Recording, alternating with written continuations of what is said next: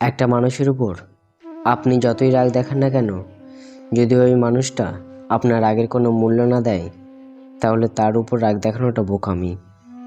কাউকে অতিরিক্ত রাগ দেখাতে যাবেন না। অতিরিক্ত রাগ দেখালে রাগের মূল্য কমে যায়। অতিরিক্ত রাগ মানুষের ব্যক্তিত্ব দুর্বল করে দেয়। অল্পতে যে রেগে যায়, মানুষ তার রাগের মূল্য দিতে চায় না। তখন রাগটাকে অনেকের কাছেই হাস্যকর মনে হয়। রাগের জন্য যদি আপনার গুরুত্ব কমে যায় কিংবা আপনাকে অস্বাভাবিক মনে হয়, তাহলে সেটা আপনার জন্য নিতান্তই অপমানজনক, যা আপনাকে ছোট করে রাখে। যে মানুষ প্রচণ্ড রাগের সময় নিজেকে নিয়ন্ত্রণ করে রাখতে পারে, সে বড়ই শক্তিশালী মানুষ। তাই আমাদের মাঝে মধ্যেও চুপ থাকতে হয়। প্রচণ্ড রাগ হলেও নিজেকে কন্ট্রোল করতে হয়।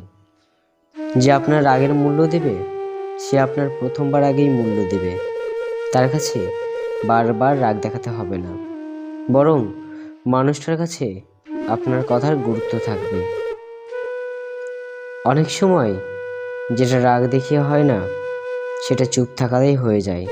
কারণ নীরবতার ভাষা বড় ভয়ঙ্কর। যে আপনার রাগের মূল্য দেয় না, সে আপনার চুপ থাকাটাকে মূল্য দেবে। কারণ আপনার চুপ থাকাটা তাকে ভাবাতে বাধ্য করবে। সব কিছুই রাগ দেখিয়ে অর্জন করা যায় না। আর রাগ দেখিয়ে যেটা পাওয়া যায়, সেটার স্থায়িত্ব বেশি দিন থাকে না। যার কাছে আপনার যতটুকু প্রাপ্য, সে আপনাকে যদি ততটুকু দিয়ে দেয়, তাহলে রাগ দেখাতে কোনো দরকার পড়ে না। মানুষটা এমনিতেই আপনাকে বুঝতে চেষ্টা করবে। কারোর কাছে নিজের গুরুত্ব পেতে হলে রাগ দেখিয়ে নয়, বরং ভালোবাসা কিংবা সম্মান দিয়ে আদায় করে নিন। রাগ দেখিয়ে কিছু আদায় করা অনেকটা জোর করে আদায় করার মতো। যার কাছে আপনার গুরুত্ব আছে, তার কাছে জোর করতে হবে না, সে নিজেই আপনাকে গুরুত্ব দিয়ে দেবে। আমাদের না ঘুমানো রাতগুলোর গল্প অজানায় রয়ে যায়। কেউ কখনো জিজ্ঞেস করে না কেন জেগে আছি। কেউ বলে না রাত হয়েছে, ঘুমিয়ে যাও।